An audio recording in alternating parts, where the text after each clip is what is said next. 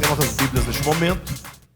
Nós estamos estudando às quartas-feiras a Epístola de Paulo aos Efésios e hoje nós continuaremos a partir do capítulo 2, versículo 11 em diante.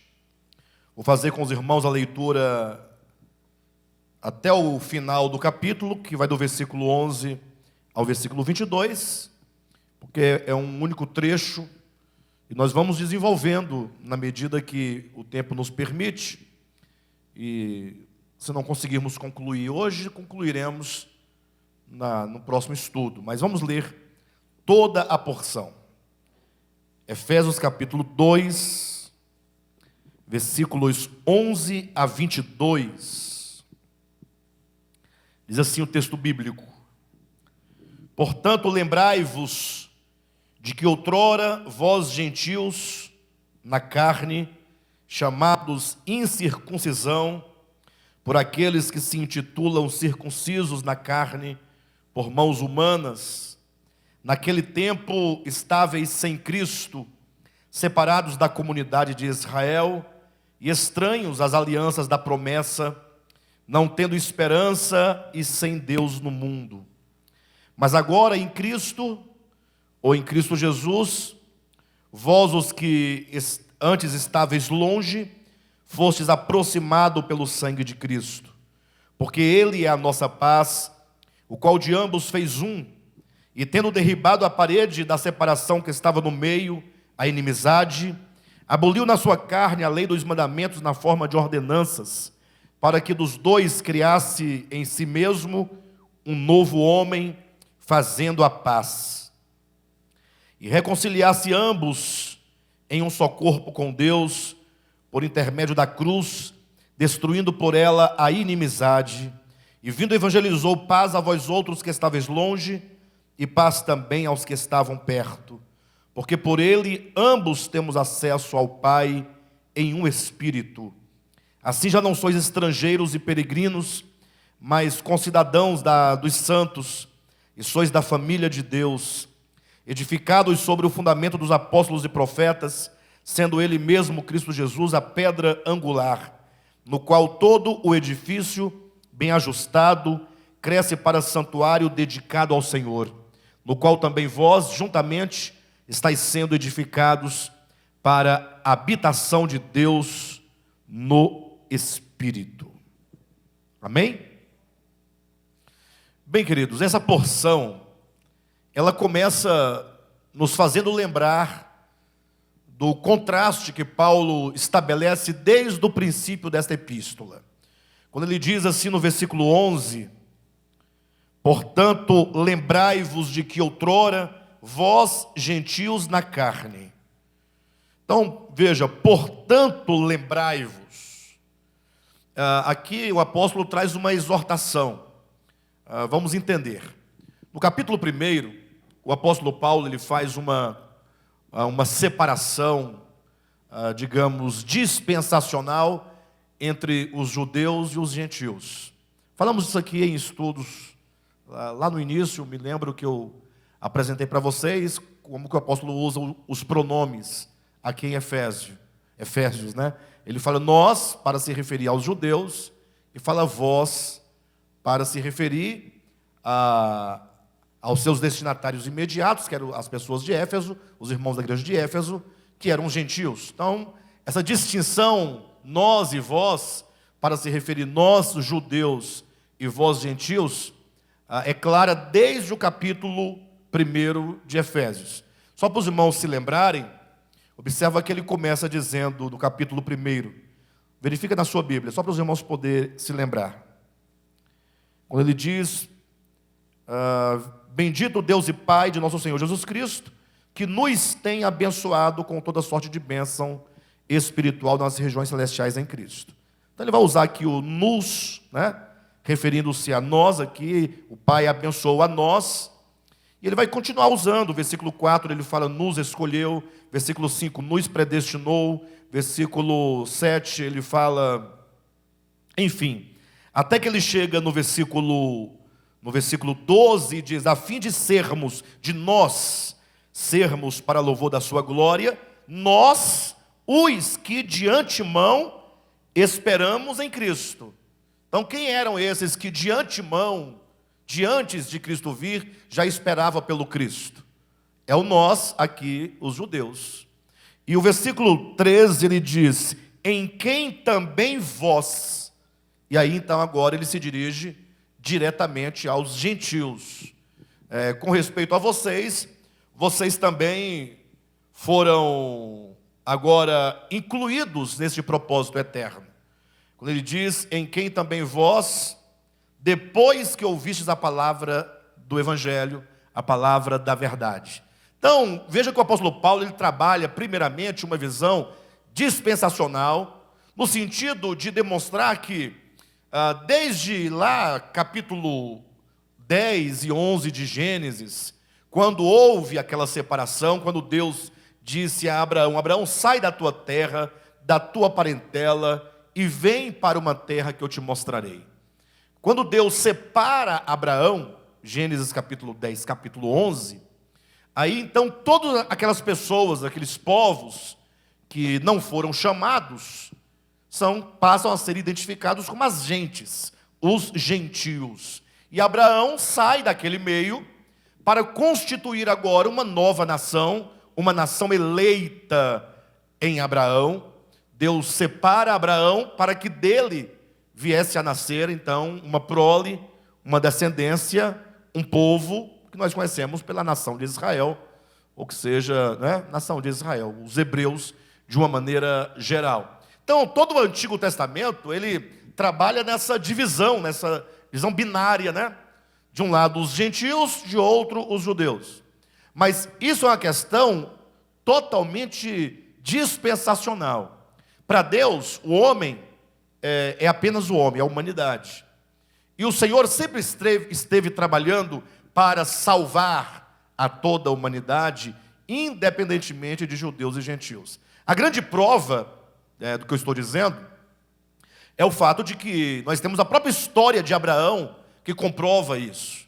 Lembra que Abraão, quando ele foi buscar o seu sobrinho Ló, que estava preso, numa batalha, tinha sido sequestrado, Abraão foi buscar, quando ele busca, que ele traz o seu sobrinho de volta, Abraão se encontra com um sacerdote chamado Melquisedeque, que traz então Abraão servindo ali pão e vinho, e para quem Abraão separa o dízimo dos despojos. Interessante que Abraão foi a pessoa separada dentre os povos para dar origem a uma nação santa, eleita, separada.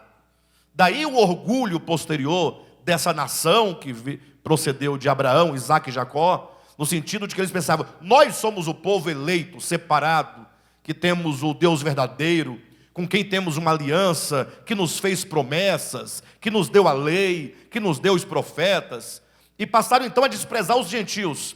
Mas veja que coisa interessante, na própria história da nação de Israel, nessa semente que é Abraão, havia aqui, no capítulo 14 de Gênesis, um sacerdote do Deus Altíssimo servindo a Abraão.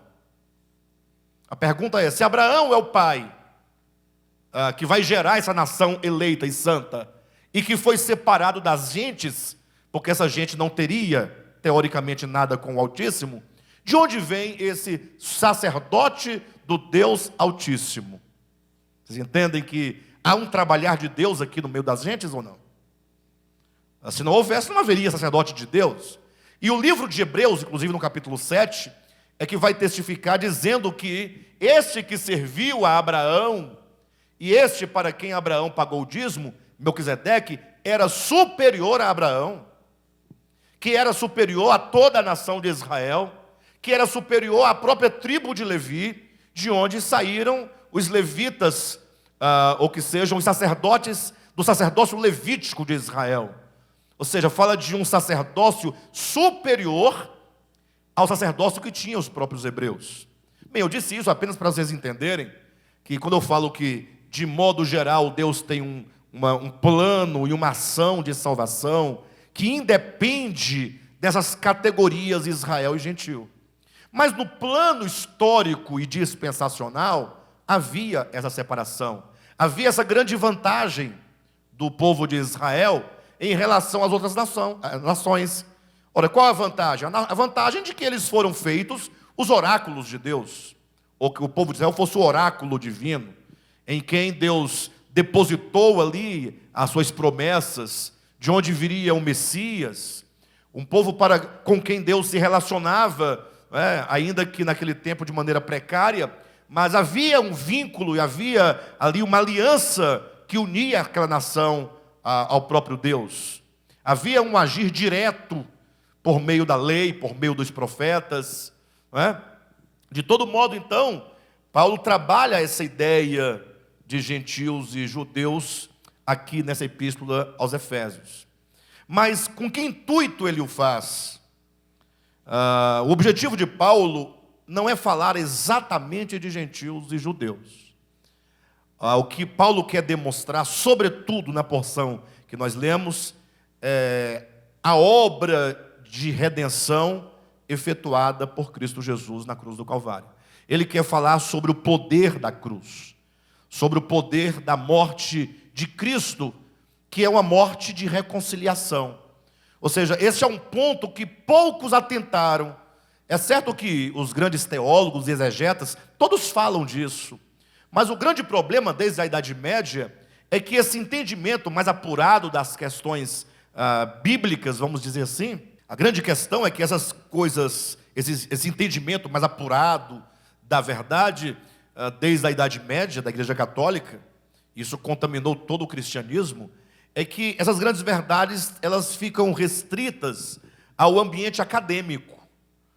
Ou seja, todos aqueles que entram numa faculdade teológica, eles estudam esses temas, ou alguém que compra um livro,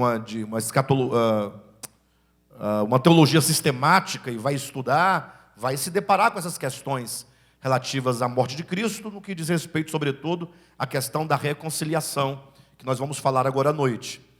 Mas eu pergunto, quem é que vai numa livraria evangélica comprar um livro? Vamos começar daqui. E quando vai, tem uma meia dúzia que deve ir. Aí vai comprar o livro do Silas Malafaia. 7 passos para a vitória. Aí daí vocês tiram o que a pessoa vai aprender, absorver. Mas eu estou me referindo à questão da verdade.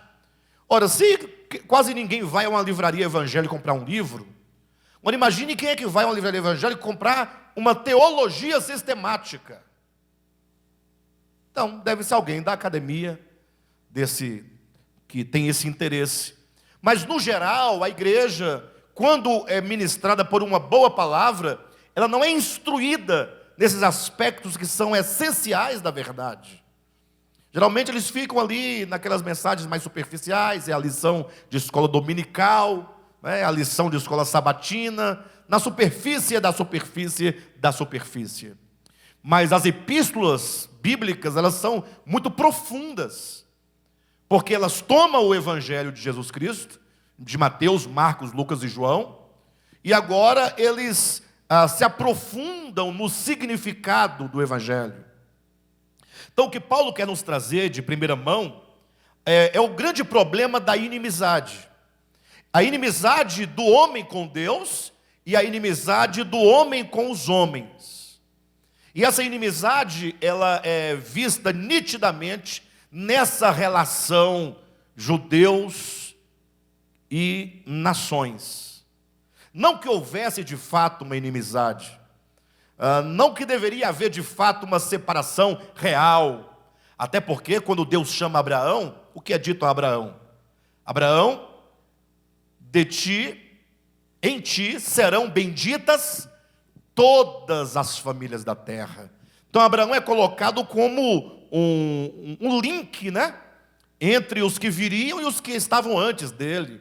Abraão é colocado ali no meio para fazer uma conexão, para de Abraão todos serem abençoados. Romanos capítulo 4 deixa isso também muito claro, quando diz que Abraão traz consigo, enquanto um protótipo daquele que representa a salvação, o homem salvo, aquele que experimenta a salvação, é dito que Abraão foi chamado estando incircunciso, e depois de chamado foi circuncidado.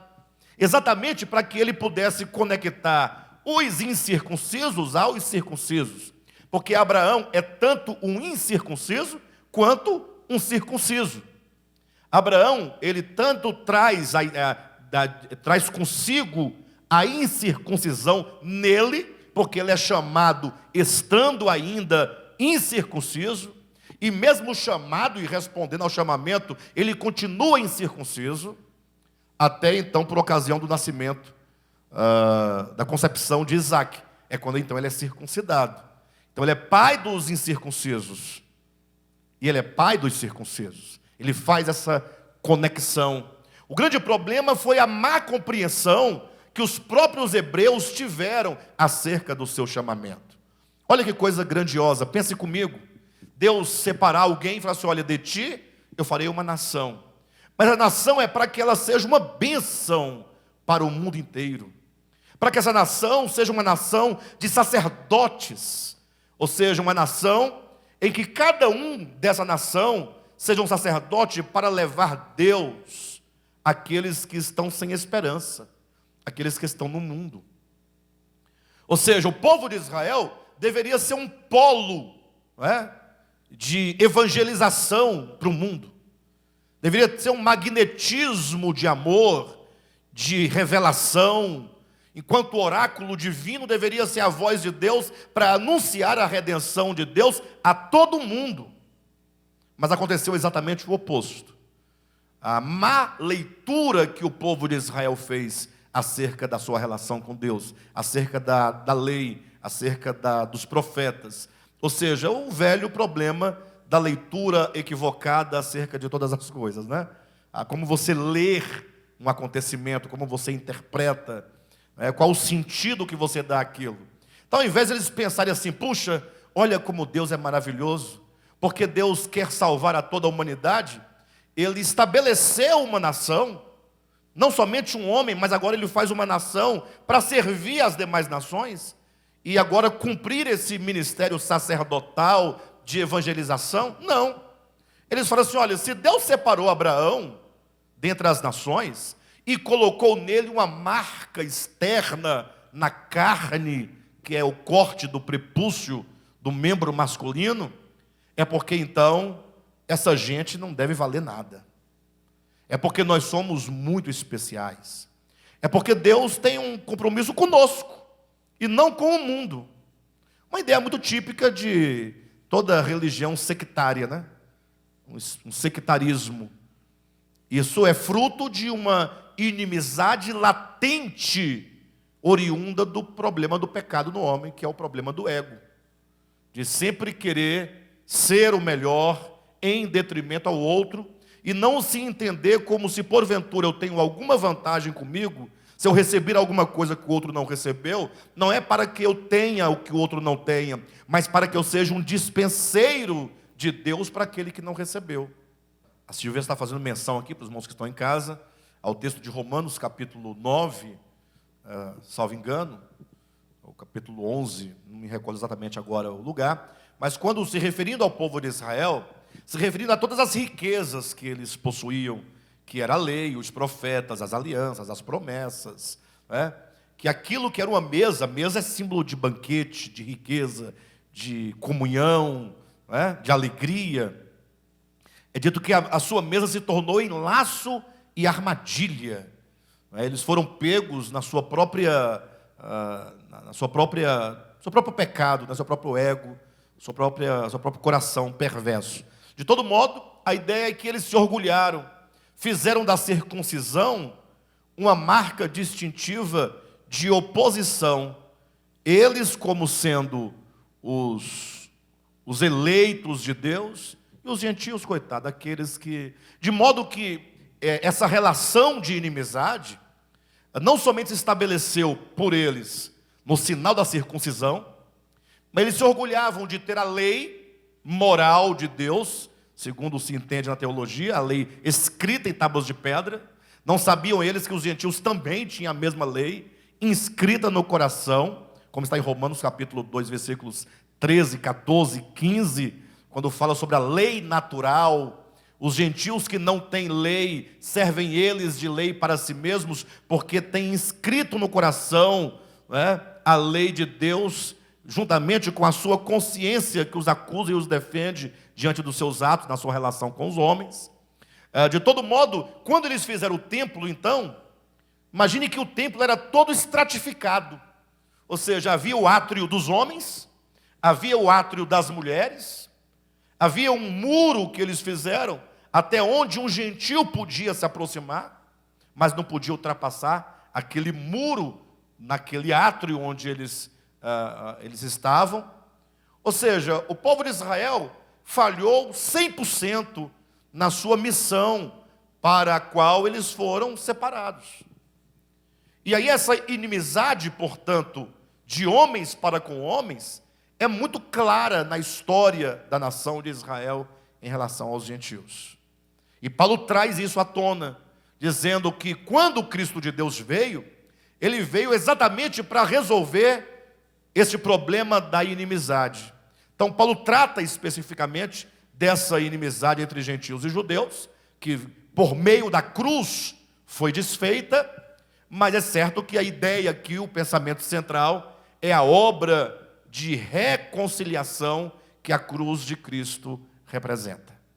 E quando se fala de cruz de Cristo, é preciso que nós paremos um pouco, por um momento, usemos ao Espírito de Deus que testifica em nossa consciência, que nós tenhamos uma fé pura e que nós tenhamos um pensamento puro diante de Deus, para nós podermos pensar a questão da morte de Cristo.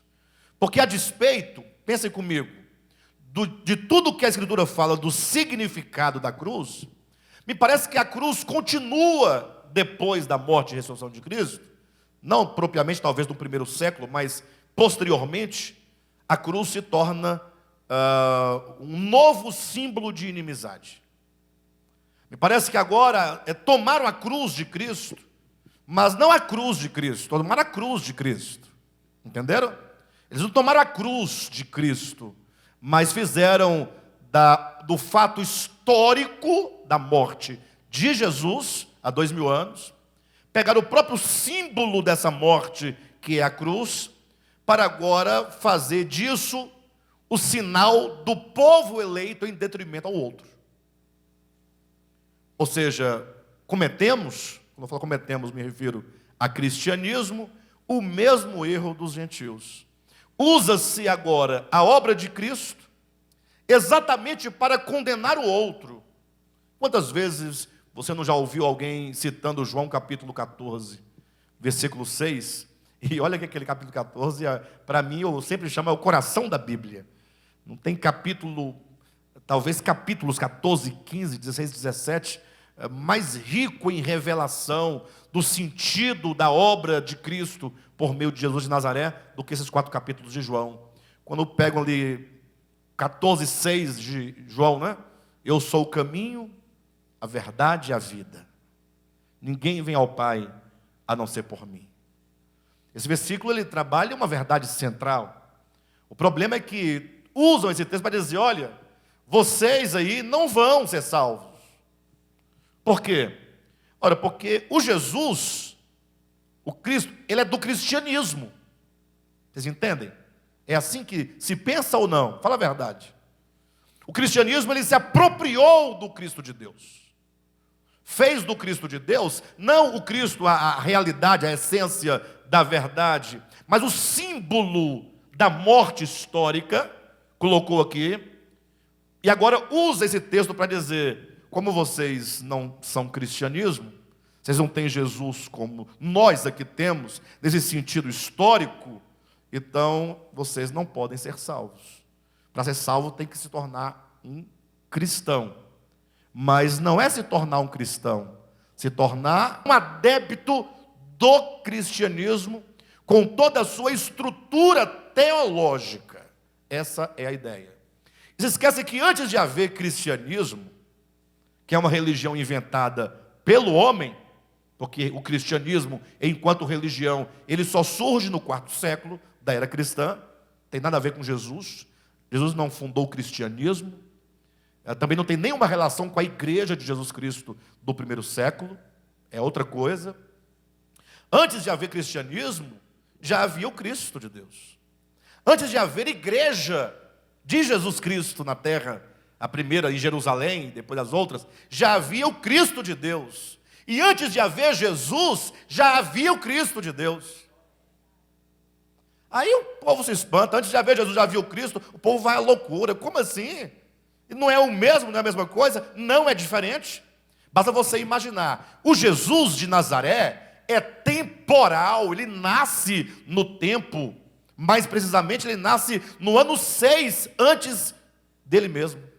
Não, parece engraçado, mas você pode pegar qualquer Bíblia, a Bíblia mais simples vai trazer um cronograma histórico, desde Adão até o ano 100 da era cristã, até o Apocalipse mais ou menos, salvo engano.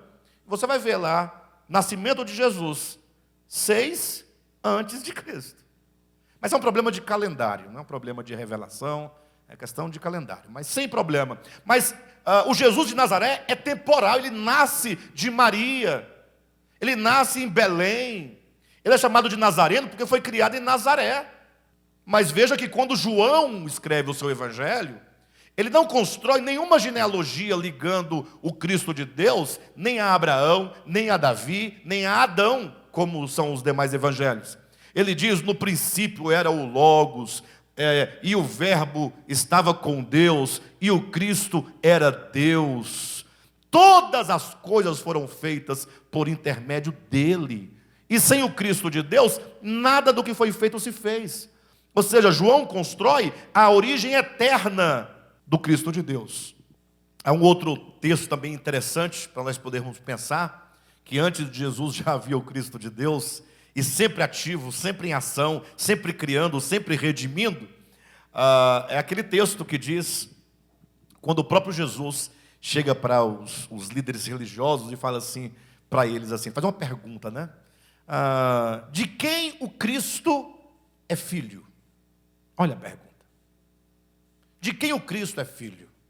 Aí logo os líderes judaizantes, né, de Israel disseram, olha a pergunta que ele faz. Pergunta do Beabá lá da escola de Gamaliel.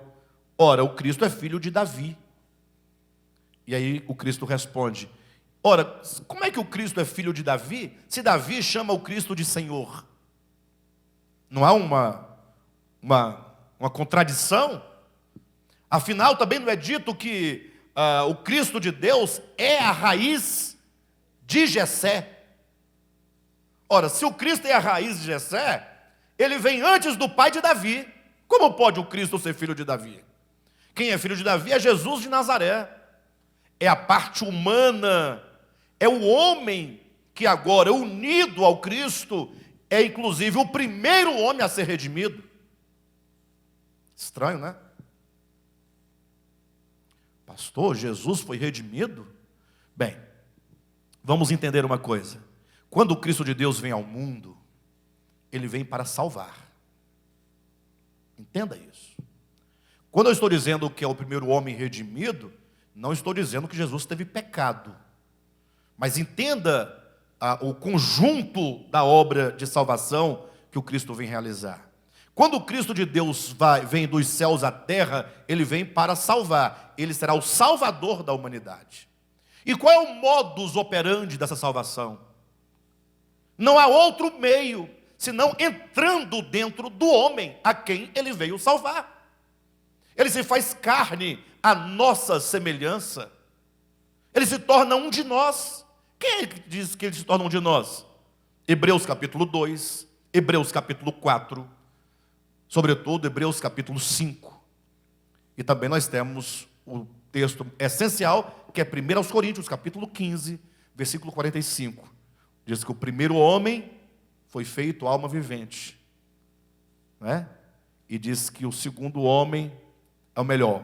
O primeiro homem é alma vivente.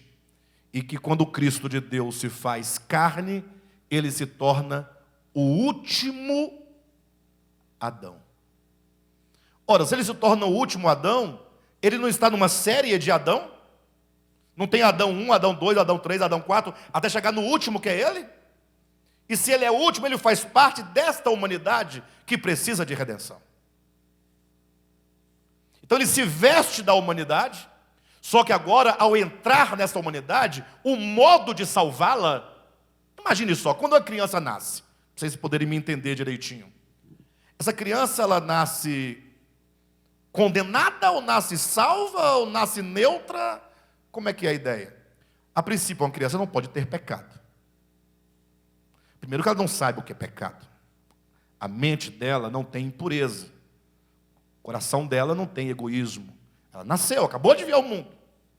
Mas a ordem natural, porque ela nasceu de Adão, não é que, de acordo com suas faculdades vão amadurecendo, aquilo que Adão é, ela também fatalmente será? Ou não? Então, quando o Cristo de Deus nasce ali do ventre de Maria, ele não entra numa humanidade que fatalmente seria? Então ele entra na humanidade enquanto último Adão, e portanto Adão, aquele de lá, aquele primeiro, e fala: eu vou redimir desde os primeiros dias. De que maneira? Doutrinando, ensinando, submetendo, disciplinando aquele coração e aquela pequena consciência desde a tenra idade. Está em Isaías capítulo 17, capítulo 7, versículo 15, quando diz que, falando de Jesus, o homem que nasceria da virgem, a virgem daria à luz a um filho, e é dito: ele então aborrecerá o mal e acolherá o bem, quando chegar na sua fase de discernir entre o bem e o mal. Ou seja, a redenção do homem se dá por meio da encarnação. É dentro do homem que se redime aquela consciência. É dentro da humanidade entrando no homem que se cria uma nova percepção acerca de Deus, acerca do homem. Eu pergunto, ora, será que aquela humanidade nunca foi tentada a nada? Não tinha nada nela que o inclinava a alguma coisa? O que vocês acham? Evidentemente, se é dito que Cristo foi tentado em todas as coisas, como é dito que Jesus foi tentado em todas as coisas, e aí vem uma frase que às vezes nós não paramos para pensar: a nossa semelhança. Mas ele não pecou.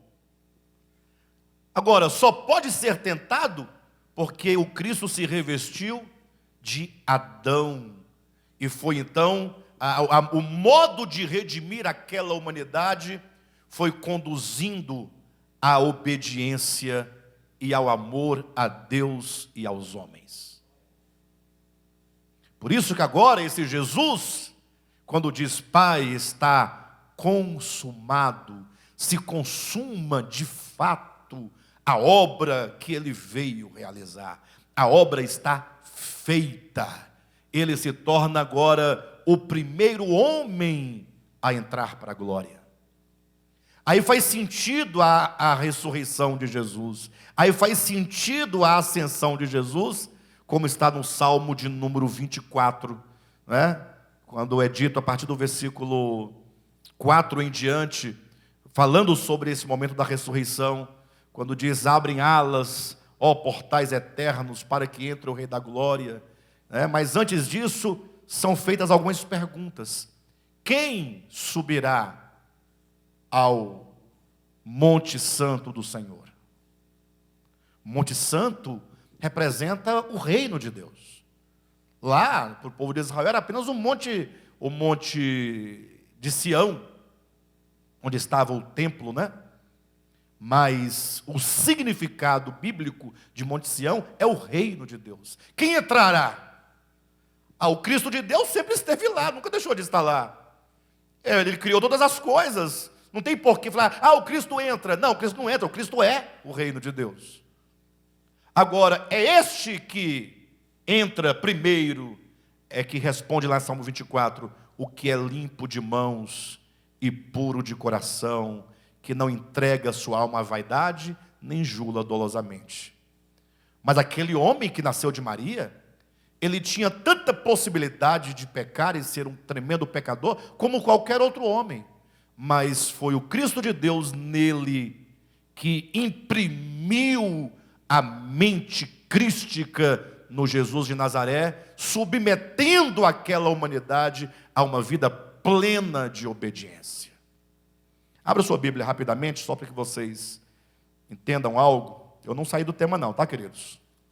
Capítulo 5 de Hebreus, versículo 7. Ele, vírgula, Jesus. Está na sua Bíblia Jesus? Está escrito Jesus na sua Bíblia? Lembre-se que Jesus não é o nome do Cristo, é o nome da humanidade gerada no ventre de Maria. Lembrem-se disso. Ele, Jesus, nos dias da sua carne. Então a ênfase é o viver humano de Jesus sobre a terra. Tendo oferecido com forte clamor e lágrimas, orações e súplicas a quem o podia livrar da morte, e tendo sido ouvido por causa da sua piedade, embora sendo filho, aprendeu a obediência pelas coisas que sofreu.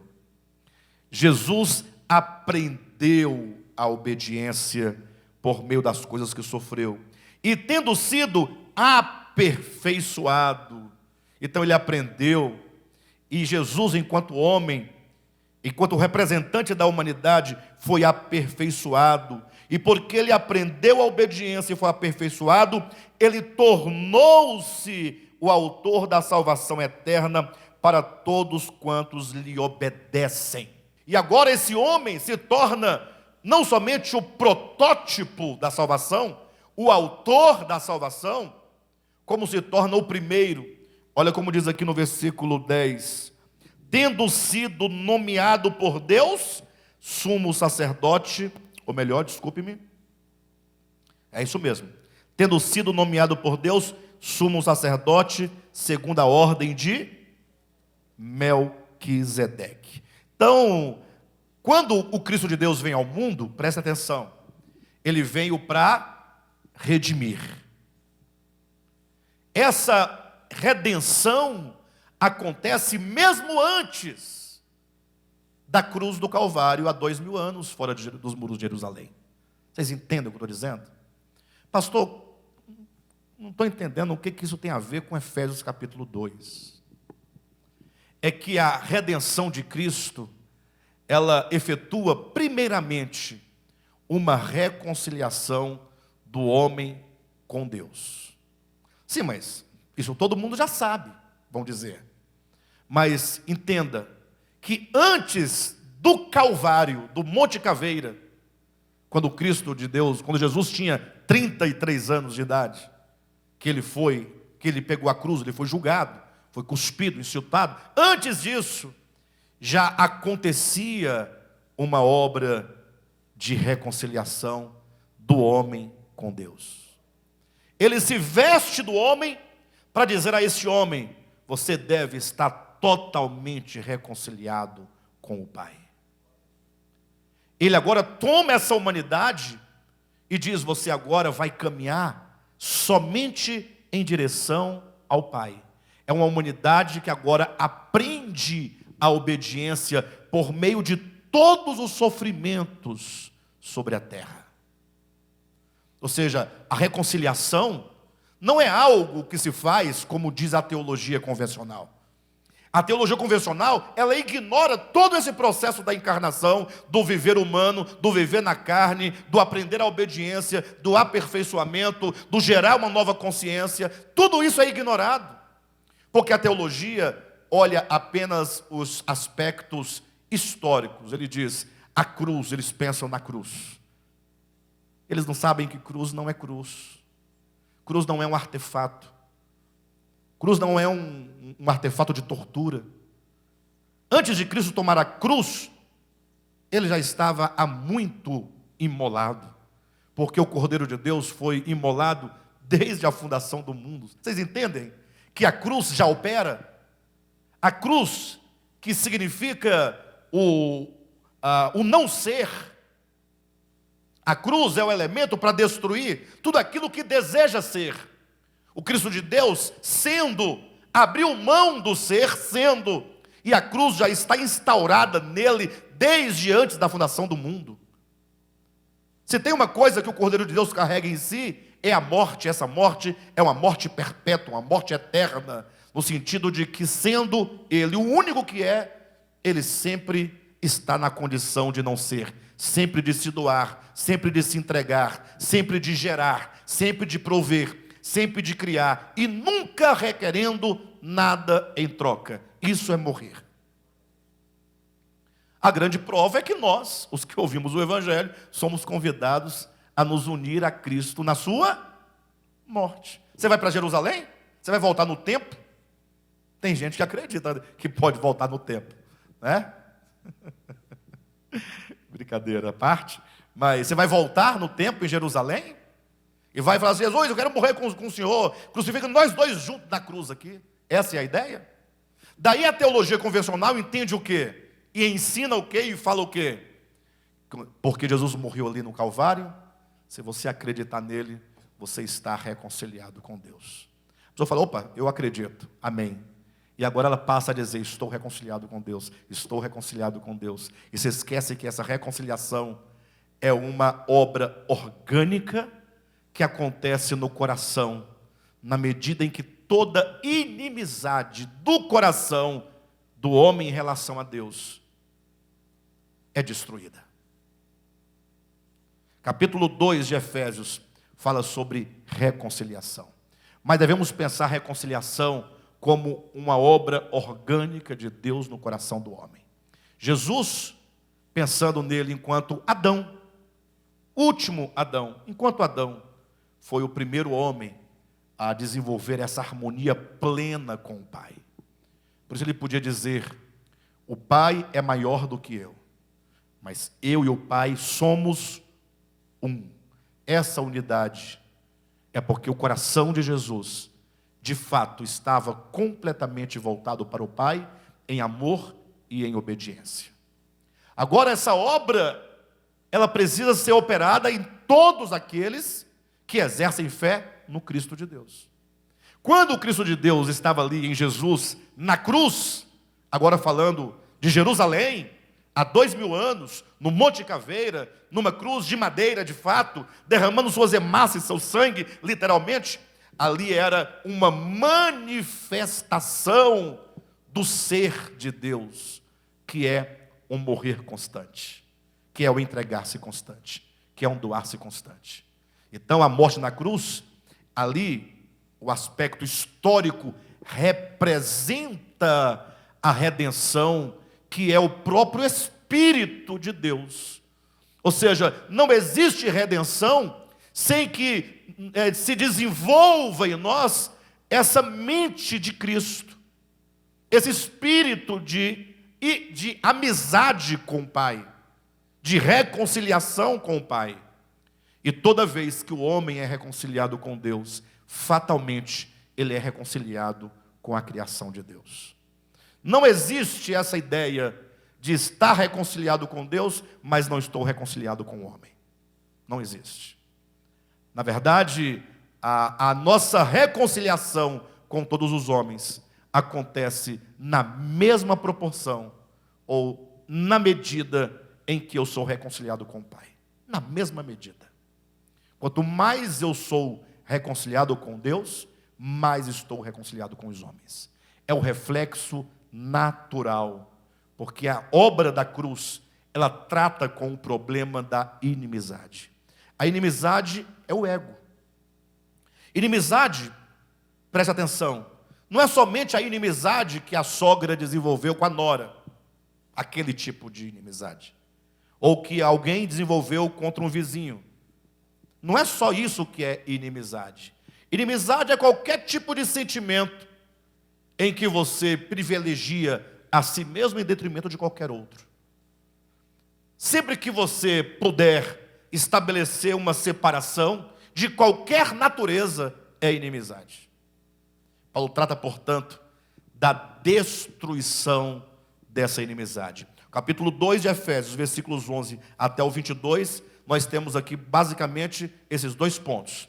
Ele fala: vocês, gentios, estavam distantes, vocês estavam separados, vocês tinham uma série de problemas em relação aos judeus, vocês estavam separados da aliança, vocês estavam sem Deus no mundo, vocês estavam sem Cristo, mas esse estar sem era em razão do próprio problema de Israel de não levar a verdade para as nações. Ou seja, Paulo aponta um problema de ordem e natureza prática e não divina. Não foi Deus que se negou às nações. A grande prova é o próprio fato de Deus mandar Jonas ir pregar a Nínive. É Deus se revelar a Nabucodonosor por meio de um sonho. Ora, não são gentios? Por que Deus lida com essas pessoas se eles estavam, se Deus não tinha nenhum interesse pela vida e salvação desse povo? Não, havia. Temos que tomar um cuidado, porque quando o apóstolo Paulo coloca esse problema, ele coloca um problema de ordem prática que os homens haviam criado. É certo que os gentios estavam sem Deus no mundo, lógico que estavam, mas não precisavam estar sem Deus no mundo. Não era uma questão fatal. Deus não quer, o próprio Deus criou uma barreira, nada disso. Deus levanta Israel para ser um reino de sacerdotes. Você sabe o que é um sacerdote? Qual é a função de um sacerdote? Não é fazer intermediação entre Deus e alguém? E por que Deus queria uma nação de sacerdotes? Não era para intermediar entre Deus e as nações? Mas o povo de Israel fizeram o quê? Usaram a lei como uma barreira. Usaram a circuncisão como uma barreira. Usaram, digamos, o templo como uma barreira. Se isolaram no seu mundo, não cumpriram a sua missão. E o prejuízo, falando questões temporais, foram muito grandes. Por que eu digo temporais? Porque Deus é eterno e Ele não sofrerá eternamente nenhum prejuízo, porque a obra é dele e ele concluirá, porque ele é Deus. Agora, no processo, há prejuízos, lógico. Quando você se nega a pregar o evangelho, quando você podendo levar o evangelho, você não leva o evangelho, você não priva o outro de receber a bênção do evangelho naquela circunstância, você se negando a levar o evangelho, você não retarda o processo de alguém que poderia ser alcançado o mais breve possível? Foi isso que Paulo disse: eu sou o devedor a gregos e aos judeus e aos gregos. Ai de mim se não pregar o evangelho. Essa era a ideia. Não que se Paulo não pregasse, eles não seriam salvos. Não, a obra de Deus não depende do homem exclusivamente. Mas o homem, enquanto um agente divino, no tempo, nesse aspecto temporal, ele pode retardar o processo, não raras vezes. De todo modo, Paulo está dizendo, olha, para resolver o problema da inimizade entre Deus e os homens, entre os homens e os homens, Deus enviou o Cristo de Deus. Aí Paulo faz algumas afirmações que eu quero que vocês pensem comigo. Olha na sua Bíblia, Efésios capítulo 2. Quando diz assim, olha, naquele tempo, versículo 12, ou melhor, versículo 13, né? Mas agora, em Cristo Jesus, vós que antes estáveis longe, fostes aproximados pelo sangue de Cristo, porque Ele é a nossa paz, o qual de ambos, o que é ambos aqui? Judeus e gentios, fez um, e tendo derribado a parede da separação que estava no meio, a inimizade, aboliu na sua carne a lei dos mandamentos na forma de ordenanças, para que dos dois, que dois? Judeus e gentios, criassem em si mesmo um novo homem, fazendo o quê? A paz, e reconciliasse ambos em um só corpo com Deus, por intermédio de quê? Da cruz, destruindo por ela o quê? A inimizade. Olha como Paulo coloca como fatos consumados. Ou seja, vocês foram aproximados. Dos dois, Deus criou um só povo e fez um só corpo com Deus. E a inimizade está destruída. Ora, onde aconteceu isso? Não foi em Jesus? E essa cruz, quando fala por meio da cruz, os irmãos pensam no artefato, no Gólgota ou pensa na obra do Cristo de Deus, de toda a sua kenosis, todo o seu esvaziamento, todo o seu ser um com o Pai, ser um com o homem, ser um com a humanidade. É nele que acontece. Quando diz que Cristo destruiu, está destruído, uma nova consciência foi gerada na humanidade. Agora existe um caminho, agora existe uma perspectiva.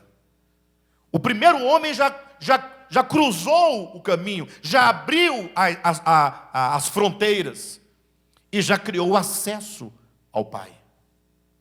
De sorte então que a cruz de Cristo traz essa ideia da reconciliação. De sorte agora que todos quanto olham para o Cristo de Deus e compreendem a sua obra, no sentido crendo nele, crendo no sentido de fidelizando o seu coração à obra dele, passa a experimentar agora essa mesma redenção. Ou seja, é o Espírito do Pai no homem quem vai realizar essa conjugação do homem com Deus, essa conjugação do homem com os homens, essa amizade, essa reconciliação. Verifique na sua Bíblia, capítulo 2 de Efésios, versículo 18. Vamos ler anteriormente um pouquinho. Vamos ler aqui do 14 em diante. Porque Ele é a nossa paz, o qual de ambos fez um, e tendo derribado a parede da separação que estava no meio, a inimizade, aboliu na sua carne a lei dos mandamentos na forma de ordenanças, para que dos dois criasse em si mesmo um novo homem, fazendo a paz, e reconciliasse ambos em um só corpo com Deus, por intermédio da cruz, destruindo por ela a inimizade. E vindo, evangelizou paz a vós que estáveis longe, e evangelizou paz aos que estavam perto, porque por ele ambos temos acesso ao Pai em um Espírito. E eu quero que os irmãos pensem o versículo 18 comigo. Porque por ele quem? Pelo Filho. O Filho é o caminho. Por ele, ambos, judeus e gentios, temos acesso ao Pai. O Pai é o nosso destino. Todos agora podem retornar. E como que acontece? Cristo é o caminho, o Pai é esse fim, é este alvo. Ele fala, porque por ele ambos temos acesso ao Pai em um Espírito. Este é o Espírito da redenção. Este é o Espírito que em mim me reconcilia com Deus e me reconcilia com os homens. Essa essência divina agora que toma todo o meu ser, gerando uma nova percepção. Quando a Bíblia fala de um novo coração, de um novo nascimento, vamos sair do âmbito da doutrina e vamos entender que algo em nós é modificado. Esse algo é uma nova mente, conforme Paulo vai dizer, nós, porém, temos a mente de Cristo. Há uma mudança no nosso coração, conforme Paulo diz, tende em vós o mesmo sentimento que houve também em Cristo Jesus.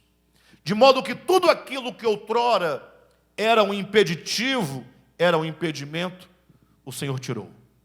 Agora, esse Cristo de Deus, quando Ele entra no mundo, Ele muda toda a história. A história da humanidade é totalmente mudada, porque agora tudo é eliminado. Em Cristo, na pessoa dele, Ele agora mostra ao homem quem é Deus. Todos que olham para o Cristo de Deus encarnado, se olhar no sentido de contemplá-lo, não tem como ele desenvolver nenhum tipo de animosidade contra o Pai. Porque todo o problema do homem em relação ao Pai está calcado numa mentira acerca do Pai que foi dita desde o começo da história da humanidade. Lembra de Gênesis capítulo 3, naquele diálogo da serpente com a mulher? E a serpente dizia, não foi assim que Deus disse? E a mulher discutindo com a serpente disse, Deus disse, mas ele é mentiroso, não é verdade, isso não vai acontecer, você não vai morrer, pode ficar tranquila, pode comer à vontade, você não vai morrer. E olha a ideia, e aí ele explica por que ela não vai morrer. Ora, mas se Deus disse que eu vou morrer, por que você disse que eu não vou morrer? A serpente dizia, porque Deus sabe que no dia que você comer, olha, em outras palavras, Deus, ele tem uma maldade no coração contra você. Deus não quer que você seja você mesma. Ele quer sempre. Aí criou-se uma mentira, um engano. E essa sedução é que leva o filho para fora da casa do pai, para a terra distante. Então o Cristo vem e fala, eu vou mostrar o Pai. E ele mostra o Pai. Você é dito que quando Cristo estava na cruz, Deus estava em Cristo reconciliando consigo o mundo. De que maneira o Pai estava reconciliando consigo o mundo? De que maneira? E não é os eleitos, não. Reconciliando os eleitos, os predestinados, os evangélicos, os pentecostais. Não, é o mundo. De que maneira Deus reconciliava consigo o mundo? Devemos entender que essa inimizade, porque se carece de reconciliação, tem uma inimizade. Ela era uma inimizade unilateral. Não havia uma inimizade bilateral, como quer fazer entender a teologia convencional. Porque a teologia convencional, ela diz que Deus estava profundamente magoado com o homem. Estava com uma ira implacável. É a ideia que passa. Qualquer pessoa que já leu um pouquinho mais de Bíblia, já fez um seminário dos mais simples, já ouviu dizer que para que a ira de Deus contra o homem fosse aplacada,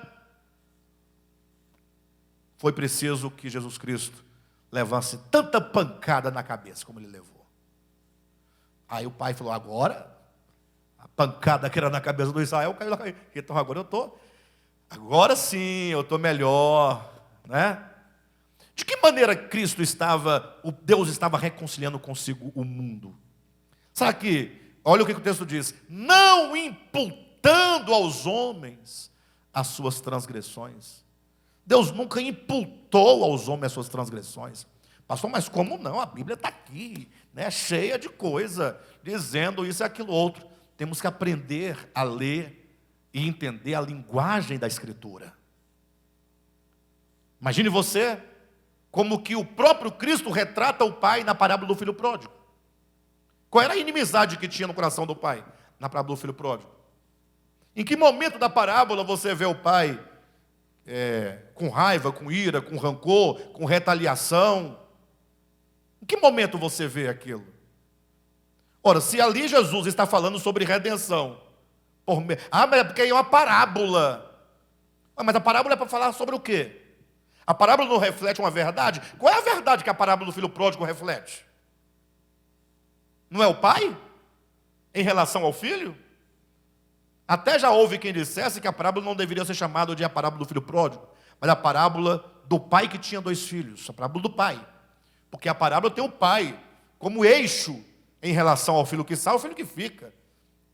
Toda a história gira em torno do pai, como ele trata o filho quando sai. Porque se fosse eu amarrava aquele moleque na perna da mesa, dava uma pancada na cabeça dele, ou então arrumava um psicólogo para ele, fechava as portas, colocava guarda. Mas em que momento você vê o pai dizendo, não vai? Na parábola do filho pródigo.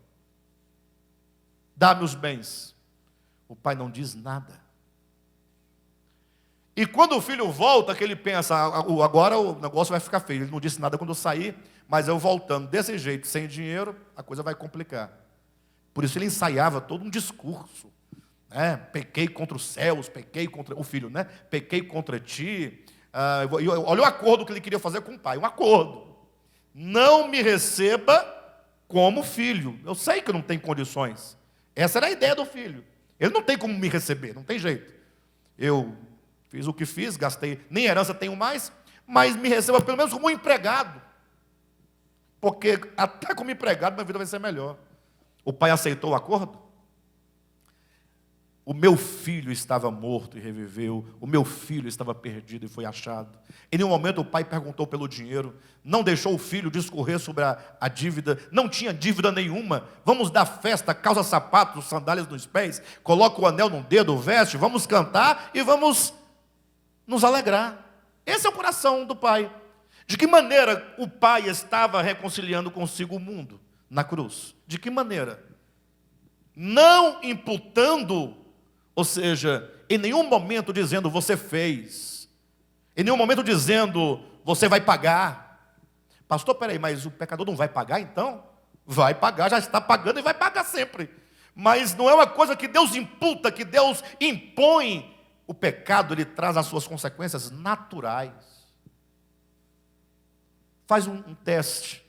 Num dia de muito frio, se você estiver numa cidade com muito frio, você está lá em Campos do Jordão, não é?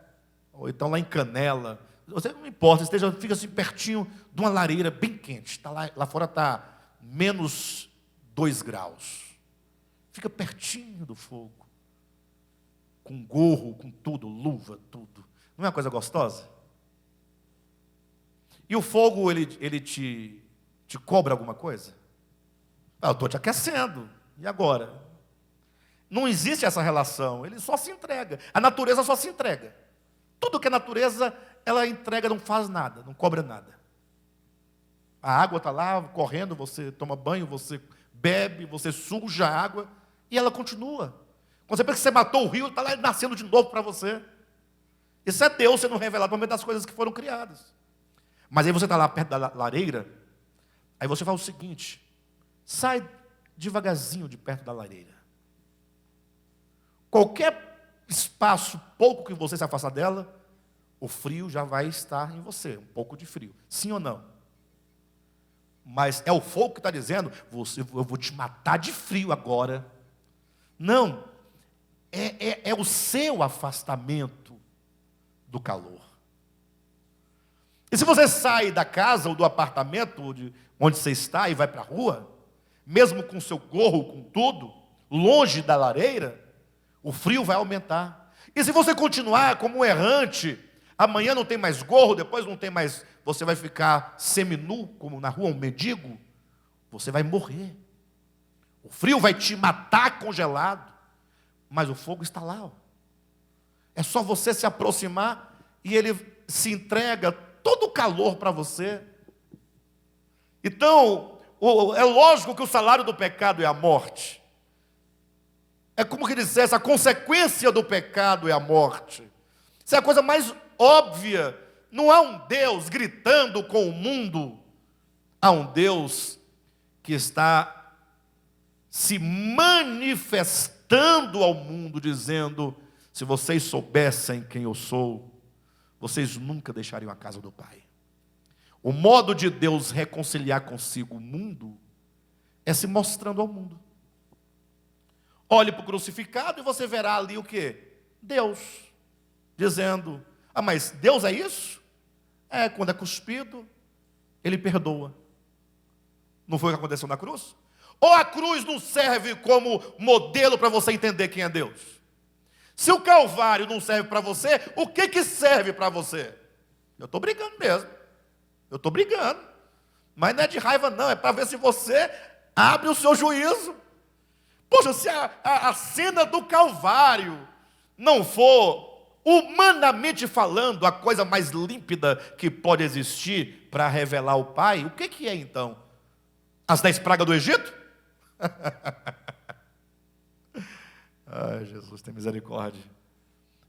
Sansão matando gente com queixada de jumento na mão? Olha como o povo é engraçado. Eles pegam todas as figuras de guerra, de peste, de tiro. Tiro não tinha na época, né? Era só facada. Para falar de Deus, colocar medo nas pessoas. Não existe cena mais límpida do que a cena do Calvário para falar quem é Deus. Eu digo, não tem cena mais límpida, não que límpida fosse, porque a cena do Calvário é insuficiente para mostrar quem é Deus, porque ela é temporal histórica e material. E Deus é espírito. Nada na história, no tempo, no espaço e na matéria pode falar com exatidão o que é o espírito. Ali é só uma coisa muito pálida, mas para nós já é muito grande, já está bom.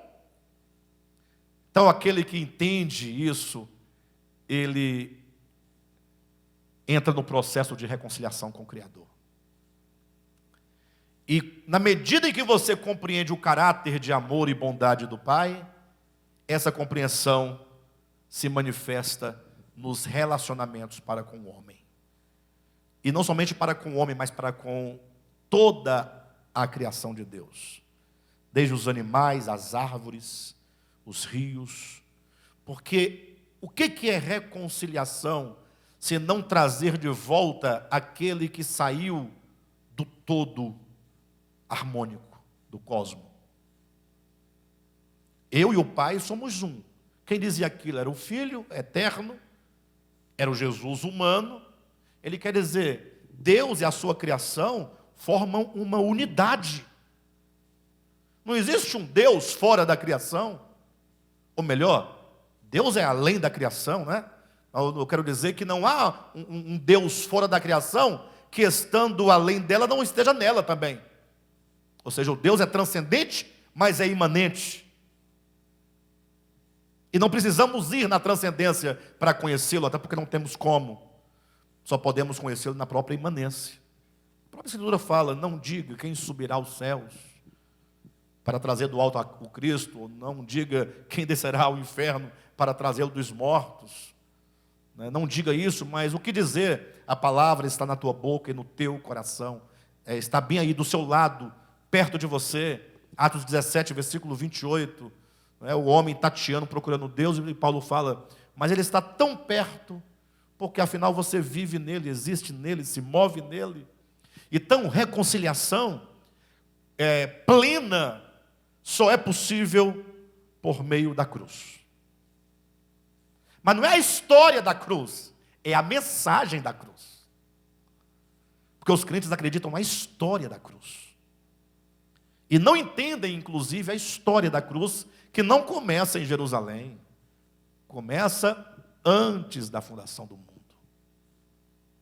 Inclusive, eu estou escrevendo agora um livro, e num dado capítulo, acho que sobre redenção, eu enfatizo uma coisa interessante, que mesmo depois do capítulo 21 de Apocalipse, 21 e 22, que já é novo céu, nova terra, não tem mais o problema do pecado, está tudo certo. O Cristo de Deus é sempre se referido como o Cordeiro de Deus. Ou seja, ele é o Cordeiro imolado antes da fundação do mundo. Ele é o Cordeiro representado nas páginas do Antigo Testamento pelos aqueles sacrifícios de animais ali representados. Ele é o Cordeiro de Deus que entra no mundo para tirar o pecado do mundo. E depois da sua morte, ressurreição, ascensão, Apocalipse 5, ele é visto exaltado e entronizado como o Cordeiro recém-imolado. E depois, mesmo na eternidade, Apocalipse 21 e 22 é dito que ele se casa, que a igreja, a sua noiva, se casa com o Cordeiro de Deus.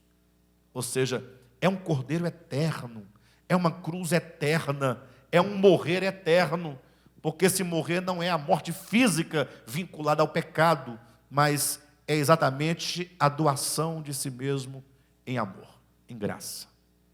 Então, a reconciliação propõe essa mensagem, essa verdade, tem como proposta, enquanto o Espírito do Pai e do Filho, que é um só Espírito, que age em todos os homens, gerar no homem tal sentimento, para que esse homem agora possa se recolocar nesse grande mosaico do cosmos. Imagina só um quebra-cabeça de 10 mil peças. Eu só montei de 40 peças, 50 peças, coisa pequenininha de criança. Eu nunca montei aquelas. Tem uns grandes, né? Difíceis. Me parece até que isso é uma modalidade de de hobby, ou sei lá, de alguma coisa nesse sentido. Mas imagine só uma pecinha do quebra-cabeça que agora quer ser isolada de todo o quebra-cabeça. Uma pecinha só. Qual o significado e sentido dessa pecinha fora do quebra-cabeça? Agora imagine 90%, vamos colocar todas essas peças, cada uma querendo ser por si. Nós teríamos o quê? O caos. E o caos é o mundo atual. Está vendo a miséria no mundo? A fome, a desgraça, a mortandade, o coronavírus. Tudo isso aí é o resultado das peças soltas. Aí Jesus fala, não, tem que reconciliar esse povo. Eu tenho que colocar cada peça dentro do todo, para que se harmonize. Isso é reconciliação. É quando a peça entende que para ela ser alguma coisa, ela precisa do todo. E para ela estar ali, ela tem que estar em harmonia com o todo. Essa harmonia acontece aqui dentro do nosso coração, na nossa consciência. Tá bom? Hoje eu falei grosso modo do texto. Próxima semana eu volto no mesmo texto, apontando aspectos mais específicos de que Paulo trata aqui. Tá bom?